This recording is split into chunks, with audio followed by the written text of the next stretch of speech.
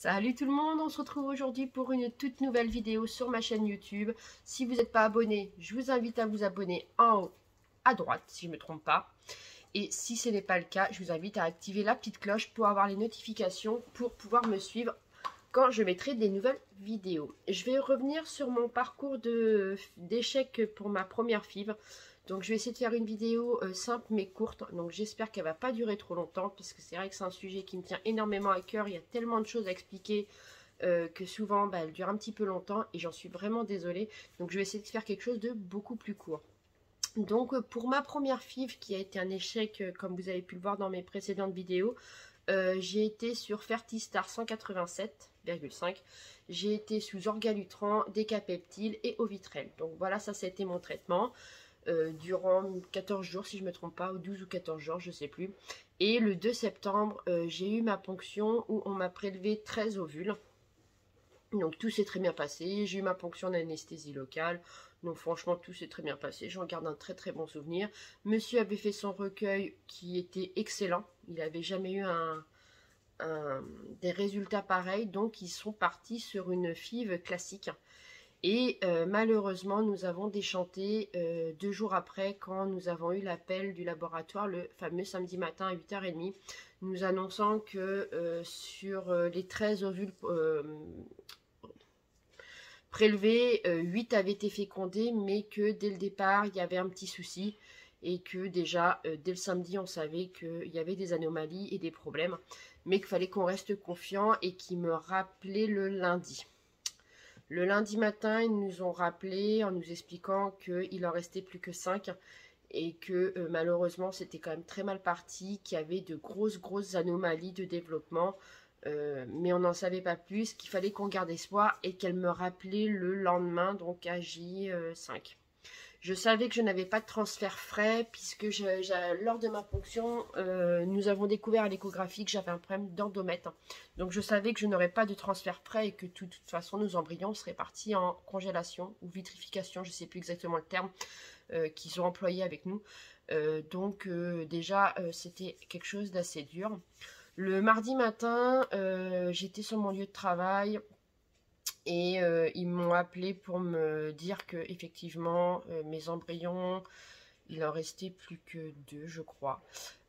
C'était très compliqué, qu'il y avait de grosses malformations et qu'ils ne se développaient pas correctement, mais que eux, ils laissaient pousser en culture prolongée jusqu'à J6, donc jusqu'au lendemain, jusqu'au mercredi. Et que là, de toute façon, toutes les décisions seraient prises ce mercredi matin, mais on m'a fait comprendre par téléphone que nos embryons malheureusement n'étaient déjà plus viables et qu'il fallait que je me fasse à l'échec. Donc le mercredi matin, toujours sur mon lieu de travail, le téléphone sonne, je sors. Tout de suite la biologiste me demande si je suis seule, je lui explique que oui. Donc je m'assois tout simplement dehors, je m'écarte de mon lieu de travail. Et là elle m'explique malheureusement que tous nos embryons sont partis en destruction, qu'il y a eu de grosses anomalies et que malheureusement c'est un échec pour cette FIV. Et qu'il faut qu'on revoie notre gynécologue du centre de PMA et qu'elle ne peut pas m'en dire plus au téléphone. Donc là, comment vous dire que des larmes sont coulées, on se pose mille et une questions. J'ai appelé mon conjoint qui lui aussi était au travail, tout en lui expliquant ce qui se passait, donc il ne comprenait pas non plus. Il me dit, écoute, on en parle ce soir, c'est ce qui s'est passé le soir même. On a énormément discuté, on s'est posé mille une questions, on s'est dit mais c'est quoi ces malformations, qu'est-ce qui s'est passé, on en avait quand même obtenu 8, sur 8 on en a 0, donc voilà, en plein doute. Ce jour-là, j'ai effectivement appelé mon gynécologue. Il faut savoir que déjà dans mon centre de PMA, les délais sont très très longs pour avoir des rendez-vous avec les médecins, donc faut en compter environ 2 mois pour avoir rendez-vous avec mon gynécologue. Mais le jour de ma ponction, j'avais oublié que mon gynécologue m'avait mis un rendez-vous d'urgence avec lui 15 jours après par rapport à mon endomètre. Il fallait que je fasse une échographie, il fallait qu'on se revoie en urgence pour discuter de cette histoire d'endomètre et j'avais complètement oublié. Et heureusement qu'il avait maintenu mon rendez-vous, donc j'ai eu un rendez-vous avec lui. Ça devait être vers le 17 septembre, je ne sais plus à peu près les dates. Mais entre-temps, sa secrétaire, n'ayant plus de transfert, n'ayant plus de congélation, avait annulé mon échographie, ce qui n'aurait pas dû se passer, puisqu'il a fallu que je refasse mon échographie quelques jours après. Mais ça, j'y viendrai. Donc du coup, on a été à ce rendez-vous avec des questions. Donc je ne sais pas si je les ai encore. Si, je les ai ici. Donc je suis partie au rendez-vous avec mes post-it. Voilà. On avait, depuis 15 jours, en fait, on avait plein de questions qui nous trottaient en tête. Je ne dormais pas forcément la nuit. J'étais super agitée. On se posait énormément de questions parce que on s'était préparé à un échec de transfert. Voilà, on s'était préparé à un échec suite à notre transfert, mais on ne s'était pas préparé à l'échec suite à la ponction. Je reviens. Donc c'est vrai qu'on ne s'était pas préparé à tout ça, donc on s'est posé mille une questions. Donc on a été à ce rendez-vous, ça devait être le matin, il devait être 9h30. Du coup c'est là où mon gynécologue m'a demandé si j'avais fait mon échographie de mon endomètre. Et là je lui ai dit bah non, votre secrétaire me l'a annulé. Donc il n'était pas très très content auprès de sa secrétaire. Mais bon, voilà, il y a eu un problème de communication, c'est des choses qui arrivent. Donc, il m'a tout de suite dit, bon, bah, on va reprendre un rendez-vous pour faire votre échographie en 3D de votre utérus et votre endomètre. Parce qu'il y avait un gros souci d'épaisseur. Et à partir de là, devant nous, il a appelé le biologiste pour avoir plus d'informations. Et il a réouvert notre dossier pour savoir ce qui s'était passé. Donc, à partir de là, on a écouté ce que le biologiste expliquait au gynécologue au téléphone, et là on comprenait absolument rien, ce qu'ils emploient des termes techniques. Et en raccrochant, le gynécologue nous a dit voilà, je vais vous expliquer très simplement ce qui s'est passé, et normalement on devrait comprendre. Donc là, mon conjoint et moi, on était super stressés, on s'est dit mais qu'est-ce qui se passe? Est-ce que c'est de la trisomie? Est-ce qu'on n'est pas compatible? Tout simplement, on se pose mille une questions. Et là, en fait, il nous explique que on en rigole maintenant. Les petits soldats de monsieur ont été trop en forme et que autour de mon ovule, il y a une espèce de membrane qui fait que les spermatozoïdes rentrent dans l'ovule. Et en fait, les spermatozoïdes de monsieur, les petits soldats, ont été très puissants. Et du coup, ma membrane autour de mon ovule était sûrement trop fragile. Du coup, plusieurs spermatozoïdes sont rentrés dans une seule et même ovule. Donc, la minimum qui sont rentrés, c'est 2. Et il y a eu des ovules où ils sont rentrés jusqu'à 4 ou 5 dedans. Donc, c'est pour ça qu'il y a eu une anomalie et que du coup, ils ne se sont pas développés, tout simplement.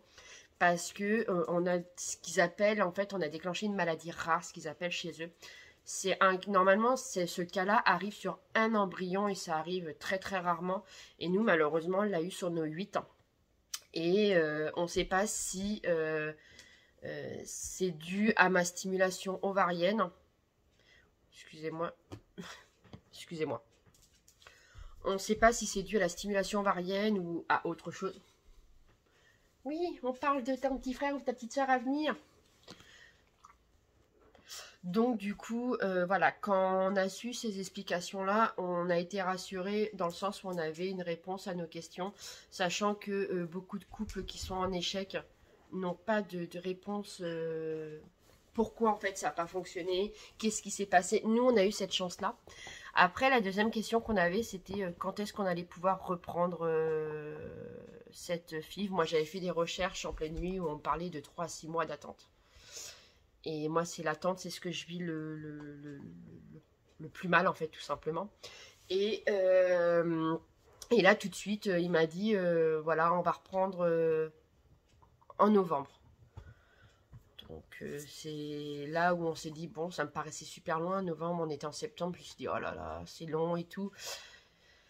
Mais bon, ils avaient raison, fallait laisser mon corps se remettre de tout, de la stimulation, de la ponction, de l'échec. Il fallait que moi je me prépare aussi parce que malheureusement j'essayais de rien montrer, mais cet échec m'a plus touché que prévu. Et du coup, fallait qu'on le revoie pour faire une bactério en novembre. Donc, il fallait que je les appelle au premier jour de mes règles du mois d'octobre. Donc, ça me paraissait encore super loin, sachant que du coup, j'ai eu des cycles un peu compliqués suite à la ponction. Nous avons eu notre rendez-vous en octobre. Et là, tout de suite, mon gynécologue nous demande quand est-ce qu'on est disponible pour reprendre. Et là, en rigolant, on lui dit bah, tout de suite. Tout de suite. Et là, il m'a dit bon, bah, pas de souci. Donc, on était le mercredi. Il m'a dit vous arrêtez votre pilule le dimanche 31 octobre et vous commencez votre stimulation ovarienne le 5 novembre. Donc, le 5 novembre, ça sera demain parce qu'aujourd'hui, je vous fais cette vidéo. On est le jeudi 4. Et du coup, je commence ma nouvelle stimulation demain.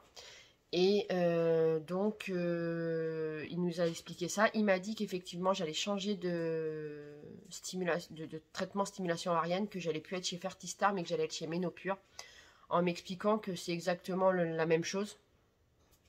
Mais moi, je lui ai dit, si c'est la même chose, ça a le même nom. Donc, si ça n'a pas le même nom, c'est que c'est pas le même produit. Donc, voilà, on en a rigolé avec mon gynécologue. Donc, je vais passer chez Ménopure, Orgalutran, Décapeptile, pas sûr, Décapeptile, on va voir, et Ovitrel. Donc tout est dans mon frigo depuis plusieurs jours, parce que moi je mets tout au frigo, j'ai l'accord du médecin et c'est mieux pour la conservation. Donc tout est dans mon frigo depuis quelques jours et nous attendons cette nouvelle stimulation qui devrait commencer, qui doit commencer tout simplement demain.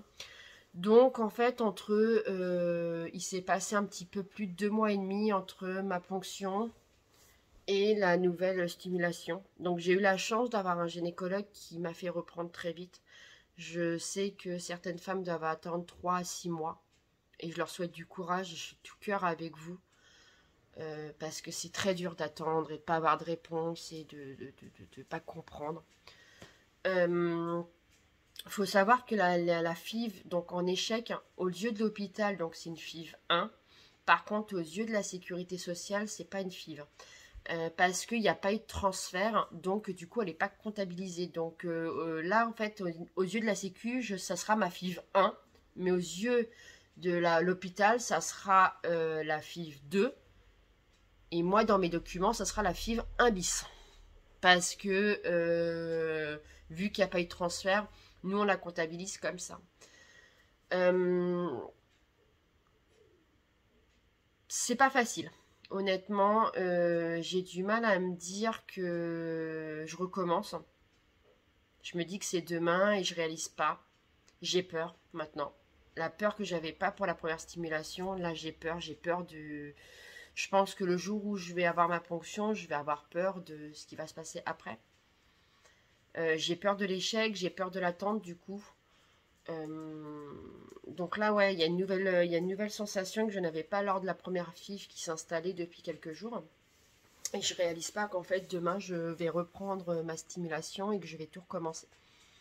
Je fais encore appel à mon infirmière. J'ai décidé de faire appel à mon infirmière parce que j'ai trop peur de mal me piquer ou de gâcher du produit. Donc tout simplement, j'ai décidé de refaire appel à une infirmière. Et on est reparti pour un tour, donc voilà, on est reparti pour 12 jours, entre guillemets, de piqûres, d'échographie et de stimulation, en espérant ne pas trop être malade. La première stimulation, j'ai juste été extrêmement fatiguée, c'est tout ce que j'ai eu, donc j'espère avoir à peu près la même chose. Heureusement, je suis en vacances la semaine prochaine, donc je vais pouvoir vraiment me consacrer à moi-même, mais voilà. C'était pour vous faire un petit compte-rendu de tout ce qui s'est passé pour moi. Et pour vous dire que je sais qu'il y en a d'autres à qui ça arrive et qui ça va arriver. Je leur souhaite tout mon courage. Vous allez vous renfermer sur vous-même. C'est normal. Vous allez beaucoup pleurer. C'est normal, c'est pas une honte. Moi, j'ai pleuré beaucoup et je pleure encore. Ça m'arrive quand on en parle.